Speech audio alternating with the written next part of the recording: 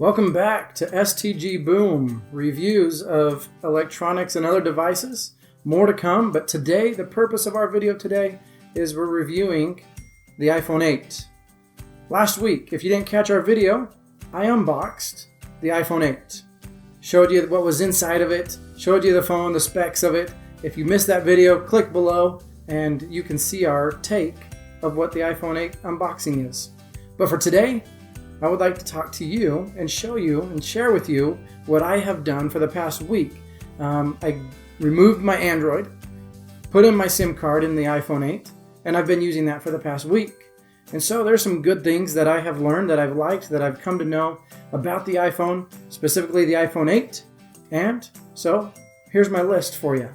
I am a casual user of it, so I'm not a techie too hard on it. I know technology, I know products, but I'm learning and getting better with them. So for the casual user, me, you maybe, it has a good battery life. I felt like I was plugging in my Android phone a lot near the end of the day after a lot of use. My iPhone 8, so far so good. Haven't really had an issue with my battery draining as fast as I thought it might. Now, there are different reasons for that, but in this case, I felt like the battery life has been good. My next point that I'd like on the iPhone is the fingerprint reader. Now on my other phone, my Android that I use to put my fingerprint on, I'd have to sit there and push it again and again and again. Here, I can push it once, twice, I'm in. And so the fingerprint reader is very nice. It reads it very well, no issues with it. The camera and the video quality. We have a 12 megapixel camera on the back and a 7 megapixel on the front. So it depends if you're doing FaceTime or if you're shooting something, you have a good camera, you have a good megapixel. It's always getting better from phone to phone, from brand to brand. If you're shooting video though, I've learned on there how to adjust the settings. If it's a sports setting or if it's a more calm setting that you don't need a lot of action, you can change the frames per second to make it a more smooth video, such as this, what we're doing here. My next one, smooth, fast processing. It's simple, it's easy to use. Swipe from screen to screen, click on app to app, open up the camera and take pictures, open up the internet and browse around. Those are all smooth, easy features. Not a lot of hold up time. The processing on the camera as I use it was speedy, was great. Now, some of those things as I'm using the phone, I'm not a big fan. I didn't love Safari. And I was so used to Chrome and Google products that I had to go download those. I downloaded Google Chrome, I downloaded Google, I downloaded Hangouts, I downloaded Google Mail. Sorry for the little plug of Google, but that's what I'm used to.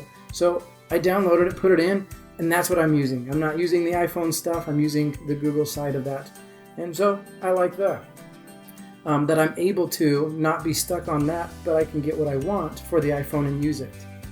Connecting to other devices is my next one, that I have an iPad at home. So when I logged into the iPhone 8 for the first time, it said Ben's phone, Ben's iPhone. Well, when I went to my iPad and started using it, they recognized each other and I could communicate between the two of them. I could ping them. I could, find my iPhone or find my iPad. And so I checked that out. It was easy to use. It was kind of a nice feature, something that I hadn't really checked into with the Android. So those are some of my pros. Maybe I'll give a few more in as we go along. But now some of the cons. When I text or when I email or take a note, I really, really do like the swipe feature on the Android phones, the Android system. The iPhone, I haven't figured out how to do that yet, and I'm pretty sure it doesn't exist. So having to peck each individual letter doesn't do it for me. I prefer the swipe. Learning and adjusting. Like I said, I've been using the Android for 6-7 years, however long the smartphones have been out. And so I know that system. I know how to use it. You learn as you go. And so it's just taking me time. It's only been a week that I've been using the iPhone 8, and I'm getting better at it, but I'm still very comfortable with the Android operating system and the features, the buttons, where things are and how they work.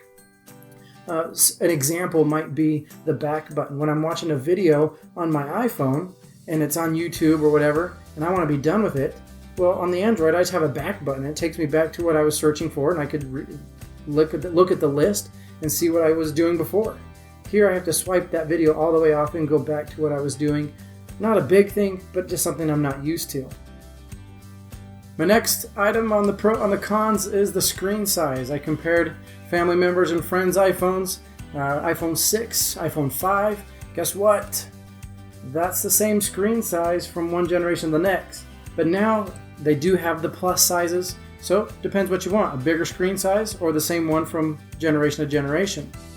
All right, so with that, those are my pros and my cons. Now, I'm just a casual user of the phone. I text, I email, I browse the web, I download apps for games, for entertainment, different things. I'm a casual user, okay? So now for someone who may need it more in depth, maybe this review isn't for you. But for those who like to carry the phone in the pocket, use it for everyday use, you want to know the differences, that's what I found.